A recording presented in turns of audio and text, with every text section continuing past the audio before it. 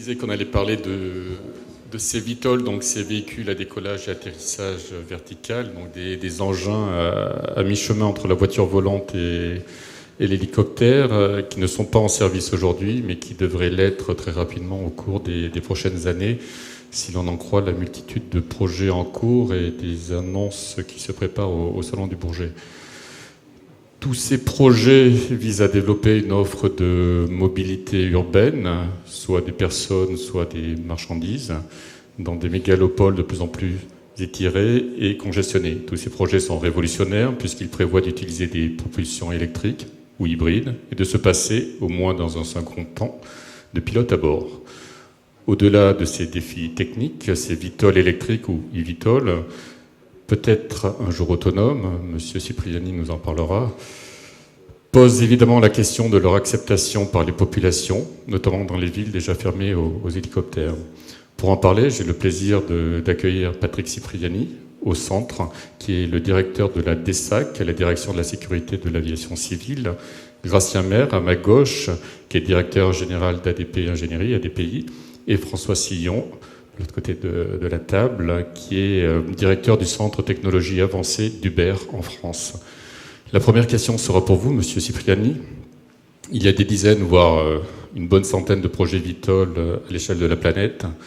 Quels sont aujourd'hui les défis techniques de ces engins en termes de certification ? Et va-t-on les voir arriver prochainement, comme l'annoncent certains industriels ou plateformes, pardonnez-moi, comme monsieur à votre gauche ? Bonjour à tous. Pour reprendre le titre de votre session, vont-ils voler ? Bien sûr, oui, ça fait aucun doute. Simplement, la question plutôt, ça va être pourquoi faire et puis à quel horizon de temps. Si on parle de taxi volant, c'est qu'on parle de transport de passagers. Si on parle de transport de passagers, on est conduit très vite à imposer, à attendre le même niveau de sécurité de ces vols que celui qui est aujourd'hui reconnu en aviation commerciale. Et ça, vous le savez, c'est un niveau de sécurité extrêmement élevé. On vise, en termes d'accidents mortels par vol, des taux du type 10-9. Aujourd'hui, on est plutôt à 10-7, tout compris. Ces engins seront avec des niveaux d'exigence peut-être même plus élevés si on attend d'eux qui survolent des zones densément peuplées.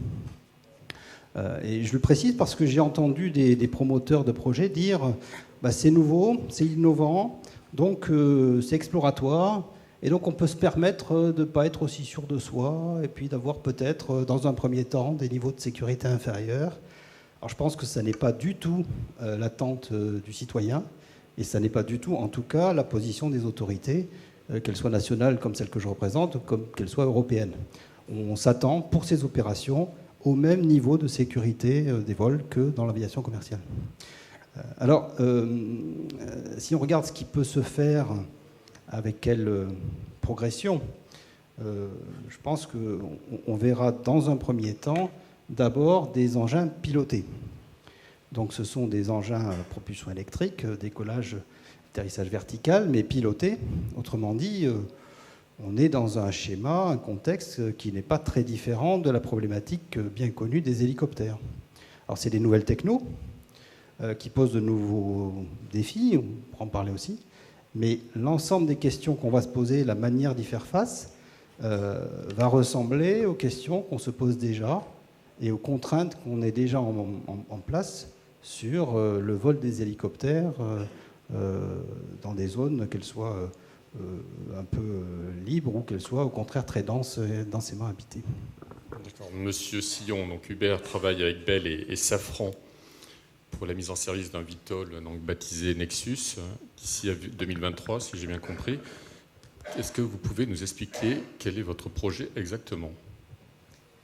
Oui, bien sûr. Donc, merci pour l'invitation déjà. Bonjour à tous. En fait, le projet Uber, donc Uber Elevate, c'est la branche d'Uber qui s'occupe d'aviation. Donc, il y a un premier projet qui est sans doute le plus visible, qui s'appelle Uber Air, qui est de faire du transport de passagers, donc pour ainsi dire des taxis volants.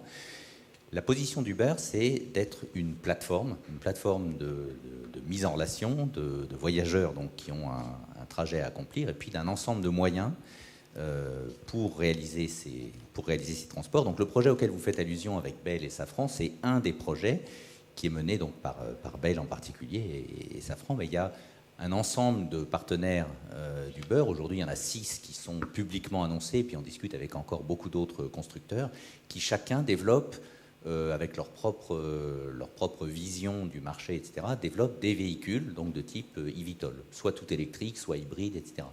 Donc le projet d'Uber, c'est de mettre en place tout un cadre et tout un écosystème qui permet de réaliser cette vision.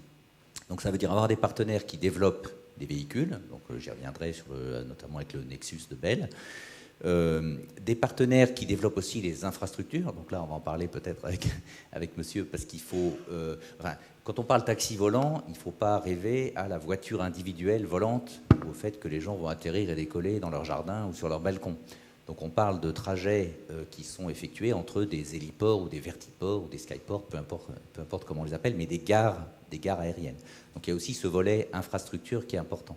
Et donc ce que développe Uber, c'est une vision complète et intégrée qui permet en particulier de gérer tout l'aspect logistique qui est un petit peu caché derrière, mais qui est très important pour vérifier que les connexions sont extrêmement précises, et que vous allez faire un premier kilomètre qui va être fait, par exemple, avec un VTC, et un dernier kilomètre qui va être fait avec les transports en commun, ou un vélo, ou que sais-je.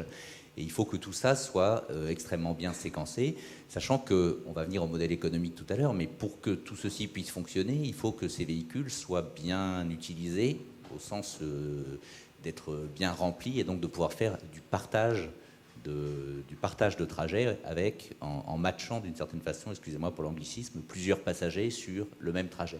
Et donc c'est là que la plateforme est importante. Justement, quelles sont les conditions pour avoir un modèle économique viable en termes de fréquence, de volume, de coefficient d'emplissage, voilà, dites-nous tout ça. Bon, déjà, nous, on croit, vous l'avez mentionné, et je pense que l'acceptabilité par le public, les gens qui vont l'utiliser, d'abord, il faut qu'ils aient confiance, mais surtout ceux qui vont peut-être pas l'utiliser, mais qui vont voir ces appareils passer au-dessus de chez eux ou à proximité.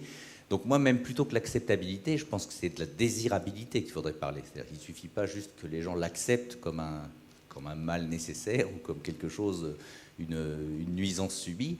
Il faut que la société en ait envie. Alors la société, elle est très multiple, mais ça peut être les autorités qui organisent les transports, les collectivités locales, la population, etc. Donc nous, on croit qu'il faut que ce soit tout électrique. Pourquoi ? Notamment parce que, pour des raisons aussi d'infrastructure, de la capacité de s'installer un petit peu partout en milieu urbain, s'il faut commencer à gérer du kérosène, de l'hydrogène, etc., on va encore compliquer les choses, et puis la complexité des appareils aussi sera supérieure. Donc à partir du moment où on dit qu'on va être tout électrique, on se met des contraintes extrêmement fortes. Parce qu'aujourd'hui, la densité énergétique des batteries est ce qu'elle est, même dans un futur prévisible, il ne va pas y avoir de miracle au niveau des batteries. Donc compte tenu de cette densité, il y a des choix, comme toujours, un design aéronautique, c'est des compromis. Donc la façon dont on définit la mission est très importante. Donc nous, on pense qu'il faut que ce soit des appareils suffisamment rapides pour qu'il y ait un gain de temps. Mais par contre, on n'a pas forcément besoin d'un range, d'une distance à parcourir extrêmement grande. Le vol typique qu'on imagine le plus intéressant, il est autour de 40 km. Donc typiquement de la desserte d'aéroport, c'est quelque chose qui devrait bien fonctionner. À quelle vitesse ? Une vitesse 150 miles par heure, donc ça fait 220, 230 km/h. Alors à partir de là, compte tenu de la contrainte que j'ai donnée sur la densité énergétique des batteries, tout ce qu'on voit apparaître comme prototype, aujourd'hui il y a un foisonnement effectivement de prototypes de véhicules volants, mais le maximum c'est à peu près 5 personnes à bord.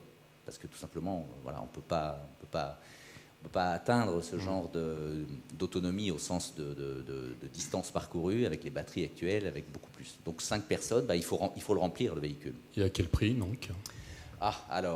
L'objectif, c'est clairement d'être un ordre de grandeur en dessous d'un coût d'opération actuel d'hélicoptère, qui est un peu en dessous de $10 par mile et par passager. Donc voilà, c'est d'arriver à presque diviser par 10 à terme, sachant que les projections qu'on a, évidemment, elles prennent en compte comment dire, l'évolution graduelle au fur et à mesure que la plateforme se met en place. Si on commence à avoir plusieurs gares ou skyports qui permettent donc de créer un réseau, évidemment la demande va augmenter de façon avec cet effet de réseau. Bon, c'est-à-dire qu'on n'aura pas un réseau linéaire avec juste deux ou trois gares comme on peut avoir sur une ligne de train par exemple, et on peut connecter tous ces nœuds ensemble. Monsieur Maire, on parle beaucoup de Vertiport. Est-ce qu'ADP donc, est intéressé? Je pense que votre présence l'explique à elle seule. Et pourquoi? Bien, d'abord, bonjour à tous. Et si vous permettez, effectivement, quelques réflexions préliminaires pour dire qu'effectivement, on voit bien que les nouvelles technologies qui apparaissent aujourd'hui sont de nature à permettre l'émergence d'un nouveau type de transport et qui ouvre des perspectives en matière de mobilité urbaine et périurbaine, puisqu'on parle bien effectivement de distances limitées, d'emport de passagers en nombre limité, mais c'est quelque chose qui va, enfin ce qu'on appelle donc l'urban air mobility, qui va profondément et progressivement devenir un élément naturel de notre environnement urbain et aéroportuaire dans les prochaines années. Alors cela se traduit peut-être un petit peu effectivement quelquefois par un enthousiasme, de nombreuses réflexions illustrées par des vues d'artistes, et il n'y a rien de péjoratif quand je parle de vues d'artistes évidemment, qui génèrent autant de rêves, de fantasmes que d'interrogations. Et pour ma part, il me semble, ça, je rejoins ce qui vient d'être dit, fondamental d'aborder cette question avec pragmatisme et de façon globale, tant les enjeux sur les modes de transport et sur notre quotidien sont importants. Et ce sujet dépasse les questions de véhicules, ça a été dit, de réglementation, et ça renvoie à des sujets aussi différents et complexes que la sécurité, la sûreté, l'acceptabilité ou la désirabilité, l'interface avec la circulation aérienne, le parcours passager, le traitement des bagages, l'énergie au sol, ce qui vient d'être dit également. Donc autant de sujets qui sont au cœur des préoccupations et des expertises détenues par le groupe Aéroports de Paris. Alors si vous ajoutez à cela que les premières liaisons seront vraisemblablement des connexions ville-aéroport, pour la simple raison qu'aujourd'hui on voit de plus en plus d'aéroports, je ne parle pas que d'Île-de-France, qui se développent, qui s'implantent à des distances qui ne sont plus évidemment au cœur de la ville, comme c'était peut-être le cas au début. En tout cas, la croissance a fait que la ville a rattrapé l'aéroport. Aujourd'hui, on les met à des distances de 30-40 km qui correspondent parfaitement aux performances de ce type de véhicules. Donc, premières liaisons qui sont vraisemblablement des liaisons, des déconnexions ville-aéroport. Et si vous y ajoutez également que l'innovation est un peu dans l'ADN d'ADP, vous comprenez pourquoi ce sujet intéresse Aéroports de Paris et que nous réfléchissons avec d'autres partenaires, d'autres acteurs sur ce nouveau moyen de transport, d'ailleurs sur lequel nous effectuons une veille active depuis plusieurs années. Et je crois qu'effectivement, nous considérons pour notre part que ADP, sur les vertiports comme sur les aéroports, peut être considéré comme un intégrateur et un catalyseur. Et c'est bien ce rôle que nous souhaitons jouer. Encore une fois, on en parlerait peut-être tout à l'heure, en France comme à l'étranger. Mais comment vous les imaginez, ces vertiports? Est-ce que ce sont des créations ex nihilo? On parle d'environnement urbain. À quoi ça pourrait ressembler? La première chose, c'est que d'abord, nous avons une approche agnostique. C'est-à-dire que sur nos aéroports, nous accueillons des avions Airbus, Boeing, Embraer, Bombardier et d'autres. Nous travaillons avec des compagnies aériennes diverses et variées. Nous opérons des aéroports dans des environnements différents, en France et à l'étranger. Et donc, l'idée, c'est d'être capable de développer un concept qui puisse s'adapter, effectivement, à tous les environnements, toutes les conditions d'usage que l'on pourrait imaginer. Aujourd'hui, l'aéroport, donc ADP Ingénierie, la filiale que je dirige, conçoit et dessine des aéroports un peu partout dans le monde. Et on voit bien que nous sommes confrontés à chaque fois, sur ces sujets, comme sur celui des vertiports à venir, nous sommes confrontés à des enjeux extrêmement différents. Donc, encore une fois, nous avons une approche assez holistique. Et ces vertiports, comme ces aéroports, doivent être conçus sur le long terme. On prépare l'avenir. Et donc, ils doivent être conçus comme étant évolutifs pour s'adapter, parce que ce qu'on connaît aujourd'hui ne sera peut-être pas la réalité dans 10 ou 15 ans. Or, ce qui sera réalisé verra le jour dans 5-10 ans, et donc il faut qu'on soit capable de les faire évoluer. Et d'ailleurs, ce sont des schémas que nous appliquons sur les aéroports, que nous dupliquerons sur les vertiports. Alors, pour être plus précis et répondre à votre question, nous en sommes aujourd'hui dans une phase de développement de concepts permettant de répondre à ces différentes situations en termes d'environnement, de trafic, de besoins, de désir, effectivement, où est le marché. Et je pense que dans ce processus, de par son expertise sur les transports aériens, la connaissance et la maîtrise des normes réglementaires, parce qu'évidemment, ça a été évoqué, mais ça sera un élément majeur qui permettra de déterminer quel type de vertiport on va pouvoir construire.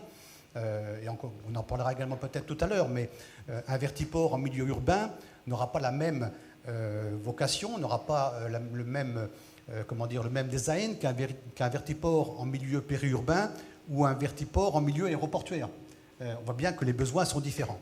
Et donc c'est bien pour cela que nous sommes en train de développer un concept qui sera capable de répondre à toutes ces demandes de manière globale. Et qui pourrait être installé sur des immeubles existants ou pas? Tout est possible. Existant, je n'en sais rien, je n'ai pas la réponse à la question, mais on voit bien que si on parle de vertiport urbain, il faudra trouver des endroits. Et là aussi, ça renvoie aux besoins, c'est-à-dire qu'on aura des besoins de multimodalité, trouver des moyens de connexion. Donc c'est peut-être sur un immeuble, ça peut être sur un parking de véhicules où il y aura évidemment des agences de location, ça peut être à proximité ou sur une gare ferroviaire ou un nœud de communication. Tout peut être envisagé. Monsieur Cipriani, je vous vois bondir. Non, je ne bondis pas. Je voulais simplement réagir un petit peu sur le premier point déjà. La réglementation, c'est rarement un obstacle face aux nouvelles technologies. La réglementation, c'est jamais que la traduction des exigences de sécurité qu'on veut voir appliquées. Et en l'espèce, moi, je me suis demandé, face à un projet de desserte avec ces nouveaux engins, comment on se positionnerait. Alors, il y a l'aspect certification machine, sur lequel je ne vais pas m'étendre. Il y a de nouvelles technos, on pourra en dire deux mots, qui est traité par l'agence européenne.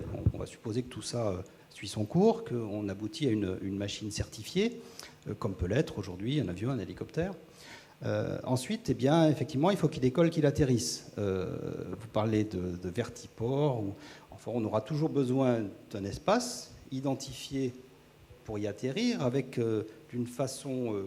un peu comme aujourd'hui, dégager d'obstacles, parce qu'on ne va pas faire atterrir des gens avec des passagers, même si la technologie aide beaucoup plus le pilote peut-être qu'aujourd'hui un pilote d'hélicoptère dans sa machine, au milieu d'obstacles qui, au moindre déviation de trajectoire, peuvent causer un accident. Donc on aura toujours besoin de plateformes dédiées, dégagées d'obstacles prévues pour. Ensuite, on décolle et on suit sa trajectoire.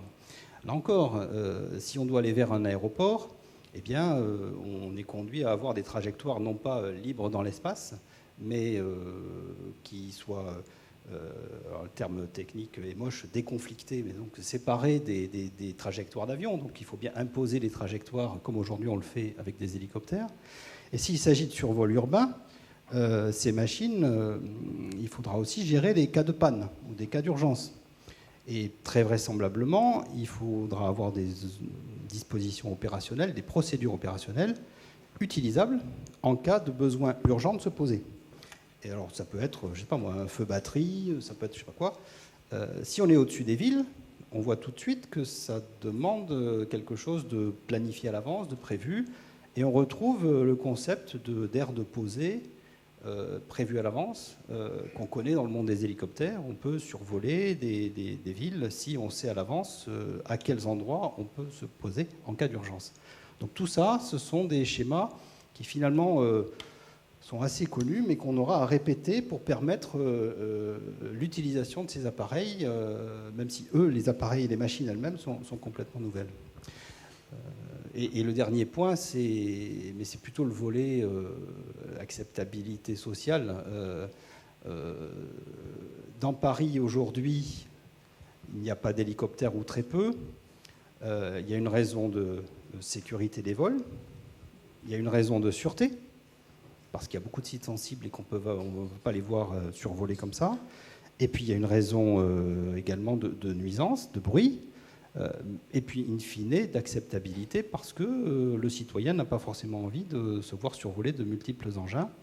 Je crois que ces 4 conditions existeront toujours. Alors, peut-être que les nouvelles machines seront plus faciles sur certains sujets. Le bruit, typiquement, ça fera moins de bruit que des hélicoptères d'aujourd'hui. Ça en fera quand même, parce qu'il y a quand même des hélices. Le reste, sécurité des vols, il faut des aires de posée. Sûreté, il faut avoir les mêmes craintes par rapport à des actes agressifs avec ces nouveaux engins que ceux qu'on peut avoir avec aujourd'hui les hélicoptères. Et puis acceptabilité sociale, oui, probablement, il y aura une question de savoir si le citoyen a envie d'être constamment survolé par des appareils, même s'ils font beaucoup moins de bruit que les hélicoptères. Monsieur Sillon, sur cette question de l'acceptabilité, vous avez une vision globale puisque vous travaillez sur plusieurs villes, notamment Los Angeles, Melbourne demain, puisque vous l'avez annoncé cette semaine, et Dallas, je crois. C'est ça. Il y a des Dallas. Comment voyez-vous cette question de l'acceptabilité dans les autres pays et celle à venir peut-être sur le marché français, notamment parisien ? Bon, d'abord, c'est un des freins potentiels ou un des blocages potentiels évidents. C'est-à-dire que si les citoyens n'en ont pas envie, ça ne se fera pas.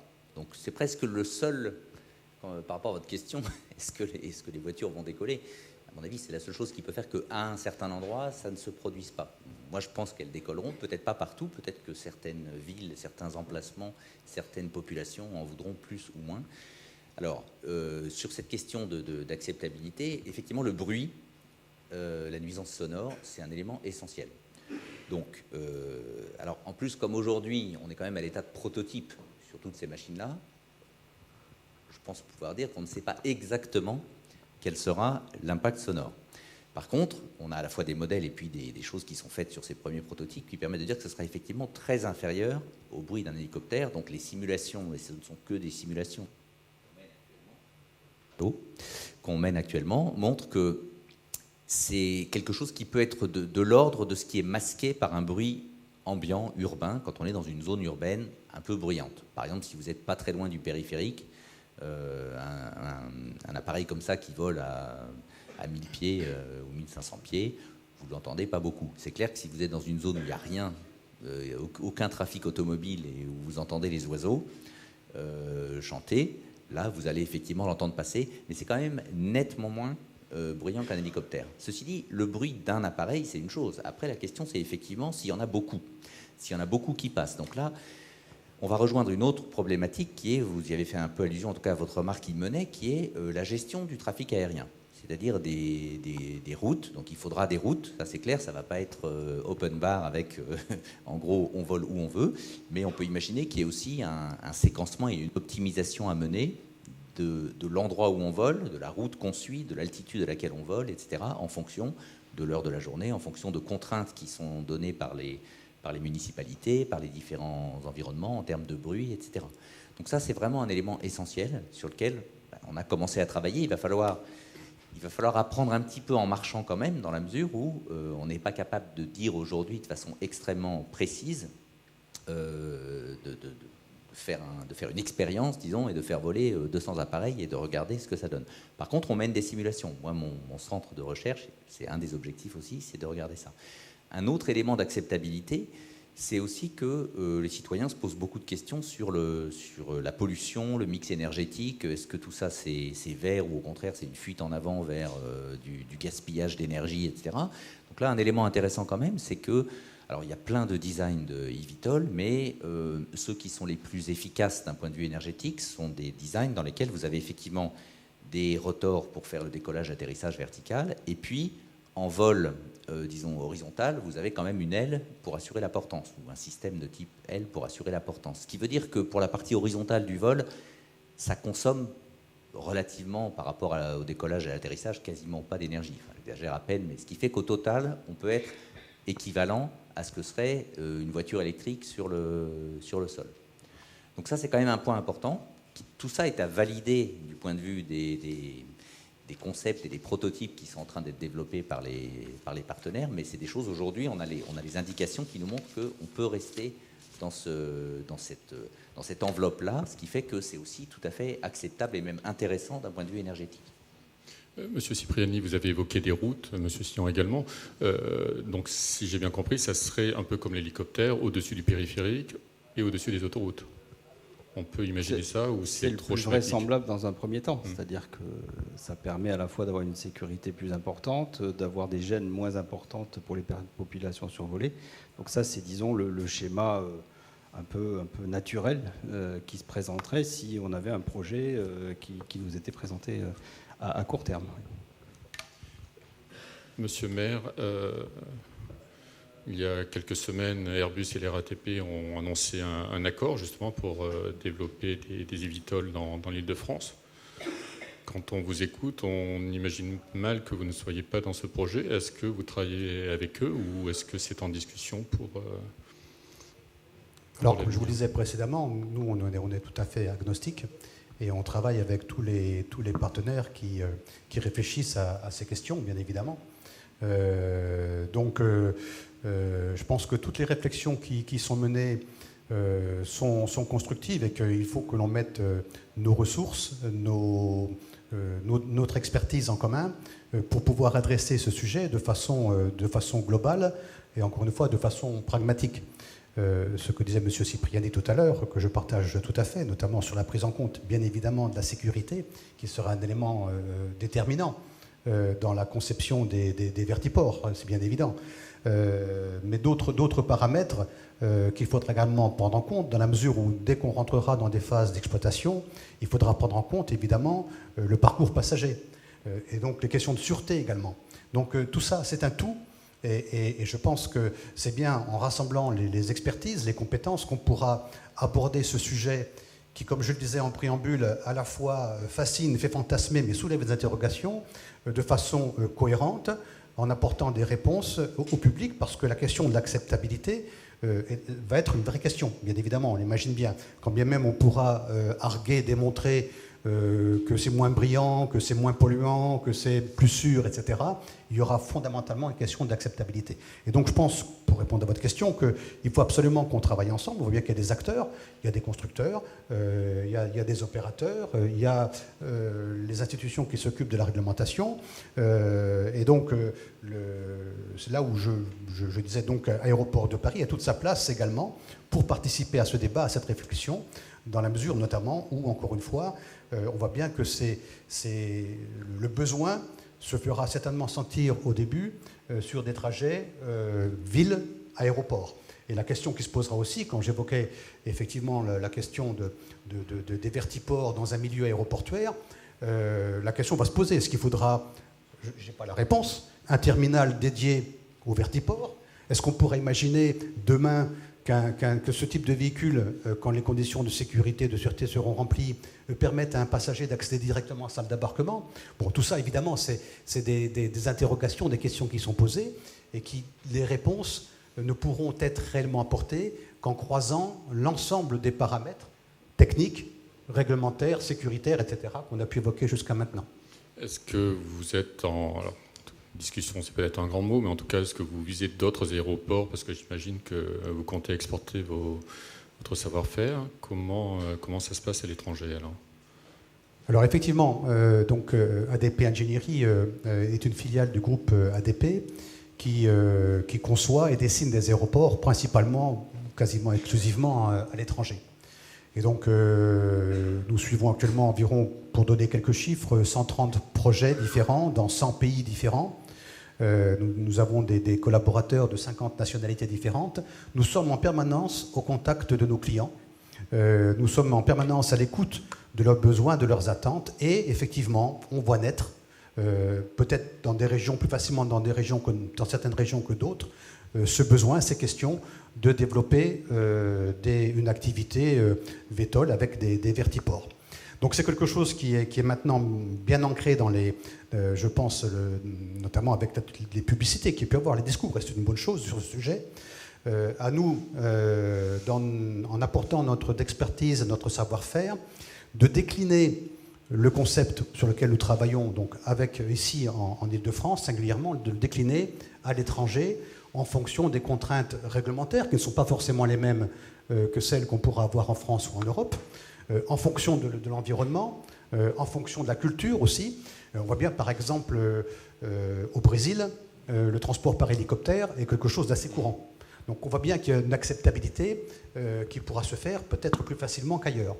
Et donc notre objectif, évidemment, fort de notre expérience, fort de notre réseau et de nos références à l'étranger, c'est de pouvoir exporter ce concept. Et d'ailleurs, dès maintenant, lorsqu'on rencontre des clients, quand bien même eux n'expriment pas ce besoin, ne l'ont pas identifié, on leur dit attention, prévoyons, mettons des provisions, parce que c'est quelque chose qui va voir le jour à une échéance que je suis incapable de déterminer, mais qui verra le jour. Donc prévoyons, comme on le prévoit dans les fonctionnalités multimodales, les gares ferroviaires, etc., les trains rapides, prévoyons cela, anticipons, parce que demain, on peut très bien imaginer qu'un passager s'enregistre en ville, dépose ses bagages et prenne soit un train rapide, soit un VTOL, etc., pour rejoindre sa salle d'embarquement à son aéroport de départ.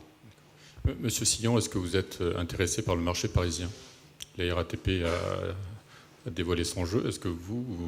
Alors nous, on vient d'annoncer, il y a eu la grande conférence Elevate qui a eu lieu cette semaine à Washington. Donc on a annoncé que la troisième ville de lancement, en plus de Dallas et Los Angeles, effectivement, ce sera Melbourne en Australie. Donc c'est pas Paris, même si pendant un temps on avait imaginé que ça pourrait l'être. Oui, je pense qu'on est tout à fait intéressé par Paris. Paris est un gros marché pour Uber déjà, en termes de transport terrestre. Après, toute la question, ça va être l'évolution. Paris a quand même des caractéristiques particulières. D'abord, c'est une ville capitale, donc avec des impératifs de sûreté qu'on retrouve dans d'autres villes capitales, à Washington ou autres, mais effectivement avec des sites sensibles, stratégiques, etc. Donc on ne vole pas n'importe comment. On vole peut-être encore plus difficilement, ou on est encore plus réglementé au-dessus de ces villes-là. Il y a aussi un élément, vous y avez fait allusion, mais qui est finalement le côté patrimoine visuel, voilà, la qualité du paysage à Paris. Donc quel est l'impact de ce genre d'appareil sur le paysage. Donc tout ça, ça fait partie de l'acceptabilité, mais le jour où les conditions sont réunies, c'est-à-dire qu'il y a un cadre réglementaire qui permet d'opérer, absolument, bien sûr qu'on est intéressé.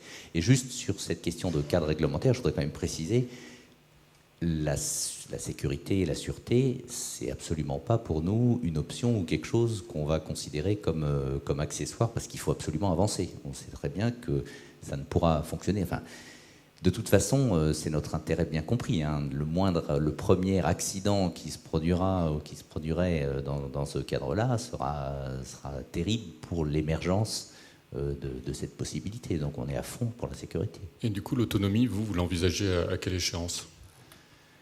Alors, d'une certaine façon, moi, du point de vue scientifique et technologique, je pense que l'autonomie dans les airs, elle est plus facile que sur le sol.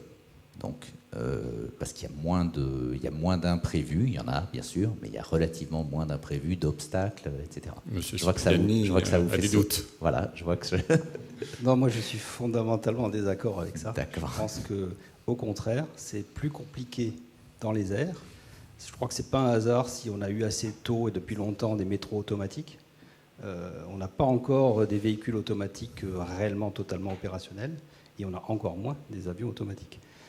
Tout simplement, quand il y a un problème, le bouton pause, il est difficile en avion. En l'air, il est très difficile. Il est plus facile quand on est au sol.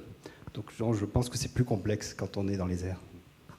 Notamment au niveau du temps de réaction, est-ce que c'est ça qui joue quand il y a un imprévu? Le pilote a peut-être plus de manœuvres Alors, sur ce qu'il faut pour un avion automatique, on a un long débat tout à l'heure sur le pilote unique, etc. Aujourd'hui, le nombre d'imprévus est quand même suffisamment important pour qu'on ne sache pas, à horizon visible, avoir le même niveau de sécurité en vol avec un appareil entièrement automatique ou qu'un appareil actuellement piloté. Et les travaux, la question pourrait se poser de savoir si un appareil télépiloté, donc avec un pilote au sol, pourrait être la réponse. Et là, on tombe sur la difficulté d'avoir des liaisons suffisamment fiables, d'avoir avec à la fois en fiabilité et en temps de réponse. Aujourd'hui, je ne crois pas m'avancer trop en disant qu'on n'a pas d'horizon visible pour lequel on sache rendre opérationnel un transport de passagers sans pilote à bord du tout. D'accord. Donc pour vous, monsieur Sillon, sur le business model, on en revient. Vous avez donc un passager en moins, puisqu'il y aura le pilote, et en plus un pilote qu'il faudra payer. Donc, tout à fait. J'imagine que ça complique l'équation. C'est bien pour ça qu'à terme, mais je vais pas me hasarder à donner un horizon en année, mais c'est pour ça qu'à terme, certainement, il faudrait arriver à convertir ce pilote embarqué, en tout cas. Peut-être qu'il peut y avoir de la téléopération, on verra, avec la 5G, avec d'autres systèmes peut-être de communication. Il y a aussi toute une évolution qui est de toute façon nécessaire, on l'a dit, sur le contrôle aérien, pour faire simple, la gestion du trafic qui, probablement, si on commence à avoir des centaines ou des milliers d'appareils, ne sera moins centralisé ou sera en tout cas architecturé différemment de ce qu'il est aujourd'hui. Très bien. Écoutez, on va passer à la séance de questions-réponses. Est-ce que vous me donnez une seconde? Je crois qu'il y avait monsieur Gagé dans la salle, je l'ai croisé avant. Est-ce qu'il est là? Oui. Je voudrais vous poser, vous êtes donc une compagnie aérienne, est-ce que ce type de produit peut intéresser une compagnie aérienne pour des code-share, pour des postes ou pré-acheminement pour la clientèle business par hasard? Je sais que vous avez travaillé un temps, ou peut-être que vous travaillez au Brésil avec des hélicoptéristes. Est-ce que ce type de projet peut vous intéresser? Je suis désolé, vous n'étiez pas au courant, mais on s'est croisés juste avant, donc je me suis dit je vais lui la poser. Est-ce qu'on peut... je vais même vous faire.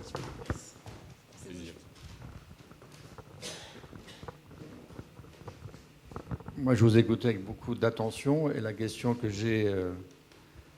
pour laquelle j'ai pas eu de réponse, c'est combien de passagers peuvent être concernés par ça? Donc, en d'autres termes, si c'est comme au Brésil, 10, 20, 30 hélicoptères qui sillonnent Sao Paulo pour transporter 120 à Pifiou, ok, tout ça est bien beau.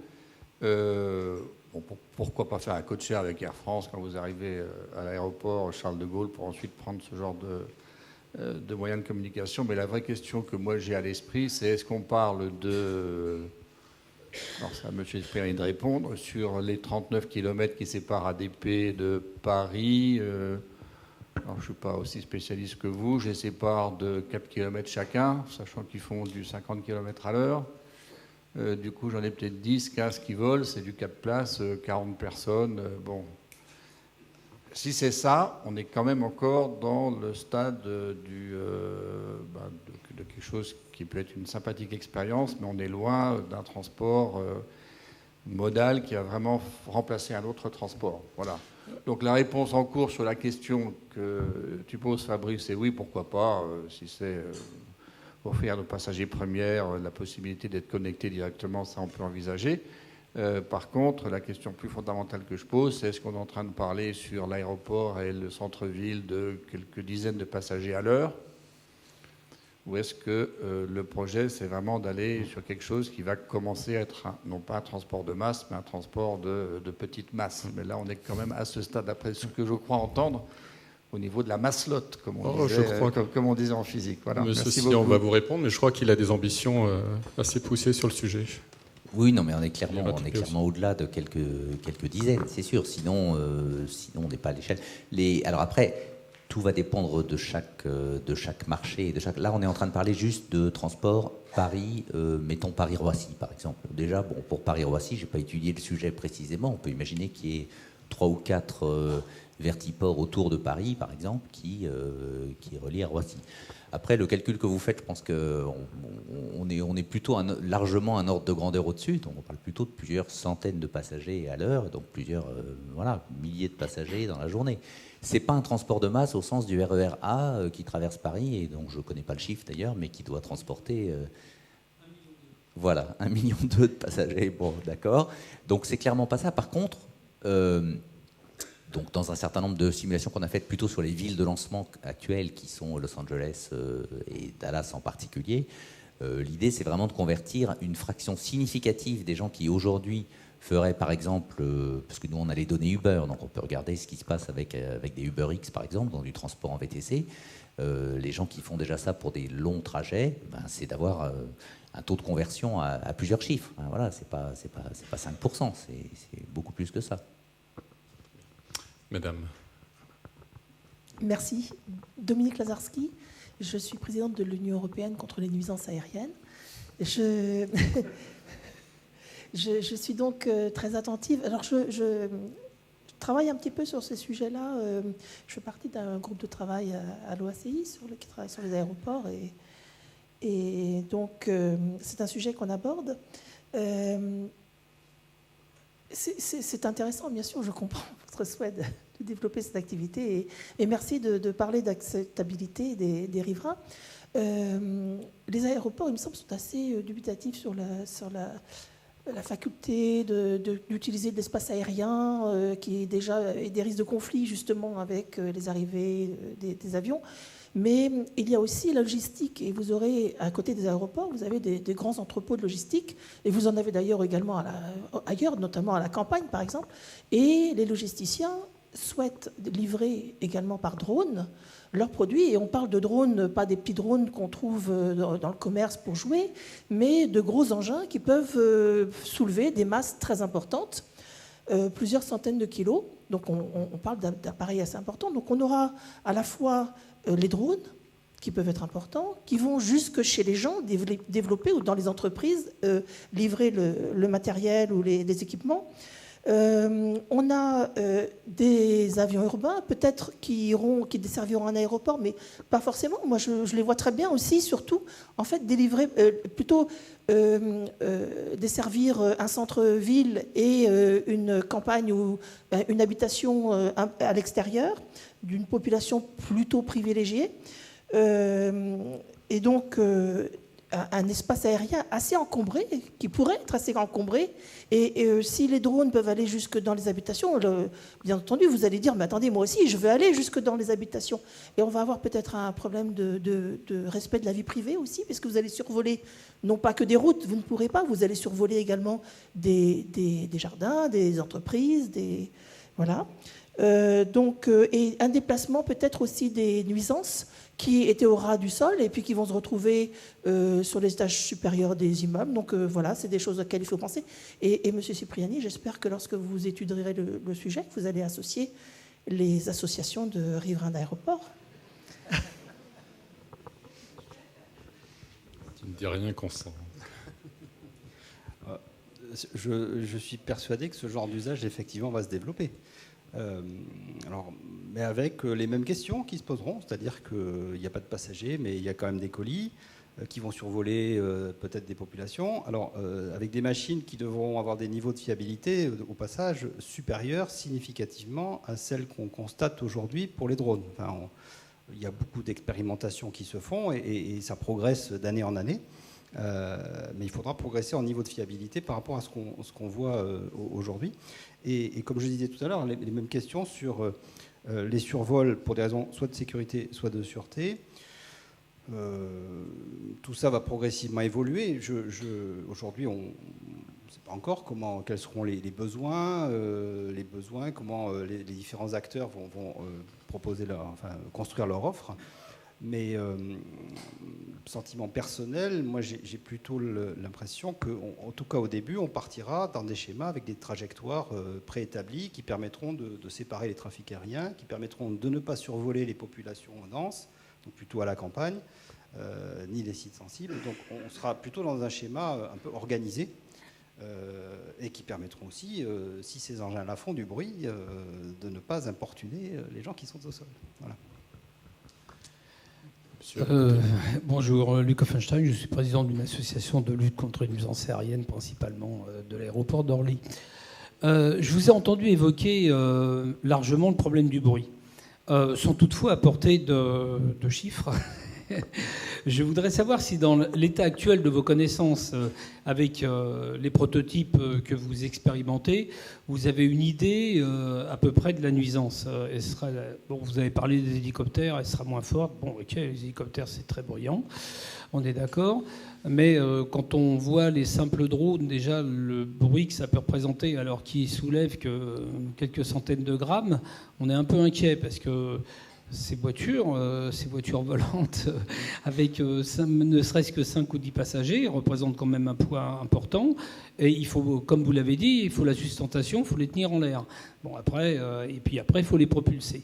Est-ce que vous avez une idée chiffrée de la nuisance que ça peut représenter à, je sais pas, à l'altitude où vous avez l'intention d'opérer, c'est-à-dire, j'ai entendu parler de 1000 pieds, donc on est dans les 300 mètres, 350 mètres. Plutôt 1500, je pense, mais après, ça va dépendre. En fait, alors, bon, moi, je ne suis pas spécialiste de ces questions-là. Ma compréhension, c'est que le cahier des charges, puisque donc, chez Uber, on travaille avec un certain nombre de partenaires qui ont chacun leur propre design de véhicule. Et certains, enfin voilà, la signature sonore n'est pas la même en fait selon le type d'architecture de véhicule. Mais le cahier des charges, c'est déjà d'être minimum 15 décibels en dessous de l'hélicoptère, d'un modèle d'hélicoptère. Voilà. Ceci dit, je ne sais pas du coup combien ça représente. Ça dépend à quelle altitude. Non mais oui, non mais il y a un modèle précis. Là, je suis désolé, j'atteins la limite de ma compétence. C'est par rapport à un modèle précis, d'accord. Et donc après, il faut regarder en fonction de l'altitude, etc. Ce que je peux vous dire par contre, c'est que toutes les présentations de la conférence Elevate qui a eu lieu cette semaine sont en ligne sur Google. Et donc vous pouvez voir, il y a eu une présentation faite justement pour regarder, le terme est mal choisi, pour essayer de traduire l'expérience sonore d'un véhicule type eVTOL en altitude de croisière dans 2 environnements, un qui est pas très loin d'une autoroute où en gros on n'arrive pas à l'entendre, et un qui est au-dessus d'un parc où du coup il n'y a pratiquement pas de bruit, donc on l'entend comme un bourdonnement, effectivement on l'entend, ça il n'y a pas de doute, mais c'est pas... Bon, après, encore une fois, c'est une construction pour se faire une idée, mais ça donne quand même une indication, donc vous pouvez déjà aller regarder ça. Monsieur à droite, et ensuite madame au fond.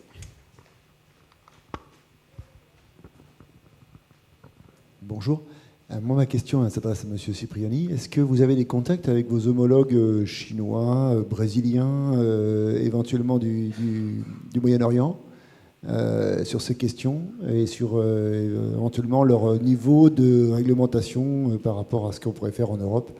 Je comprends que dans une ville comme Paris ou les villes capitales, où, bien qu'à Londres, il y a des hélicos qui passent sur la Tamise tous les jours, mais c'est un peu différent.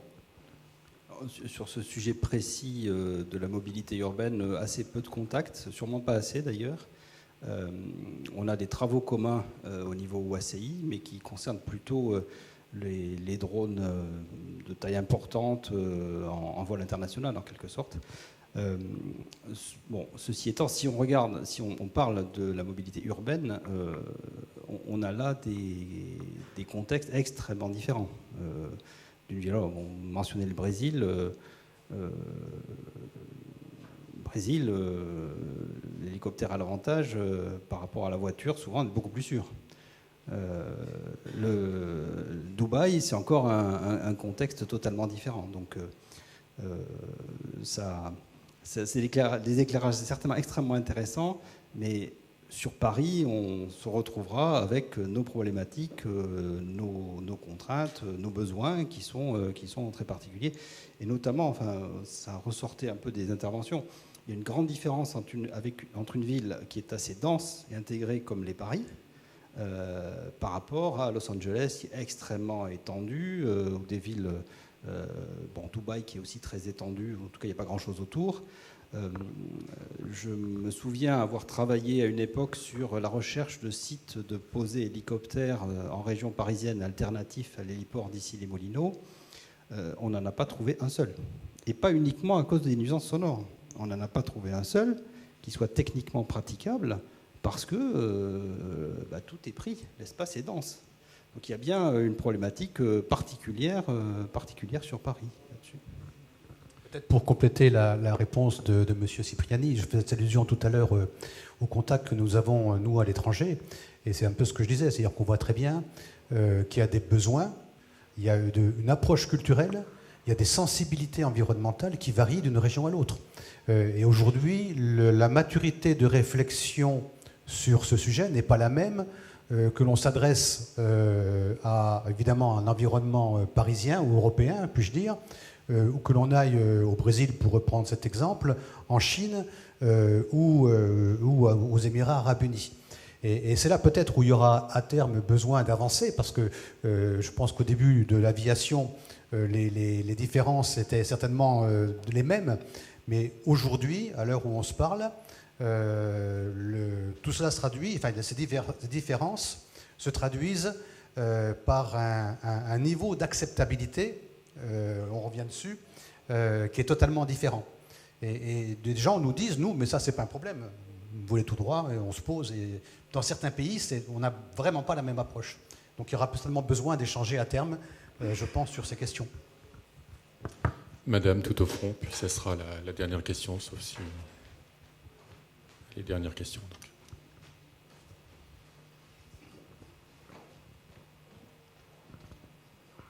Merci, Geneviève Delsol. À ce stade, j'en conviens, très en amont. Est-ce qu'on a une vague idée du tarif que l'on va demander aux 4 ou 5 épifew qui vont voler à 200-300 km/h pour rejoindre leur aéroport? Monsieur Sillon l'a évoqué plus ou moins. Bon, allez-y, je vous laisse répondre. Nous, notre objectif, ce serait que, alors, à terme, mais que ce soit à peu près le même tarif au kilomètre qu'un VTC UberX actuel. Donc je ne sais pas exactement combien c'est, de l'ordre d'un peu moins $1 du mile, donc il faut faire des conversions savantes, mais $1 du mile, pour c'est quoi? C'est 25 miles pour Roissy, ça fait... Oui, ça. Ouais.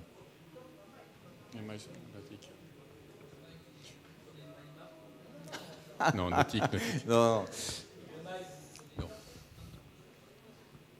Donc voilà, moins d'un euro du kilomètre. Oui. Bon. Voilà. Ça sera moins cher qu'un taxi, donc. En tout cas, c'est l'ordre de grandeur aujourd'hui. Bon.